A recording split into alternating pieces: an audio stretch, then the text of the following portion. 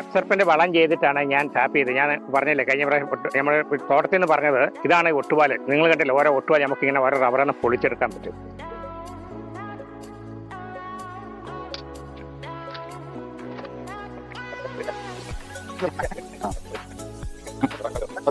അപ്പോൾ ഇത് പറയാനും കാരണം എന്നാ വെച്ചാല് ഇവന് കൊടുക്കാനുള്ള കൂലി, ടാപ്പിംഗാറിന് കൊടുക്കാനുള്ള കൂലി നമുക്ക് ഈ ഒട്ടുപാലിൽ നിന്നും അതുപോലെ 2 ദിവസം കൂടുമ്പോൾ ഞാൻ ഇങ്ങനെ പൊളിച്ചെടുക്കുന്നതാണ്. അതുപോലെ ചേട്ടപ്പാലും പൊളിച്ചെടുക്കും. അപ്പോൾ വീഴ്ച നിൽക്കും. ഈ പാലിന് കൊഴുപ്പുള്ളതുകൊണ്ടാണ് ചേട്ടപ്പാൽ നമുക്ക് ഇങ്ങനെ പൊളിച്ചെടുക്കാൻ പറ്റുന്നത്. കൊഴുപ്പില്ലെങ്കിൽ നമുക്ക് ചേട്ടപ്പാൽ പൊളിച്ചെടുക്കാൻ പറ്റുന്നില്ല. അപ്പോൾ അതാ ഞാൻ പറഞ്ഞ വെട്ടുകാരന് കൊടുക്കാനുള്ള കൂലി നമുക്ക് എഫ്സർപ്പിന് വളം കൊടുത്തപ്പോൾ പണിക്കൂലി കൊടുക്കാനുള്ളത് നമുക്ക് ഒട്ടുപാലിൽ നിന്നും ചേട്ടപ്പാലിൽ നിന്ന് കിട്ടുമെന്നാണ് ഞാൻ പറഞ്ഞത്. ഇപ്പോൾ ഞാൻ ഒരു മാസം ആവുന്നുള്ളൂ എൻ്റെ ഒട്ടുപാൽ. ഇതൊരു 2-2.5 കിൻറ്റൽ ഒട്ടുപാലുണ്ട് ഇങ്ങനെ ഒഴിട്ട് കിടക്കുന്നത്. അതുകൊണ്ട് സുഖമായിട്ട് ഇപ്പോൾ അതിന് കൊടുക്കാം.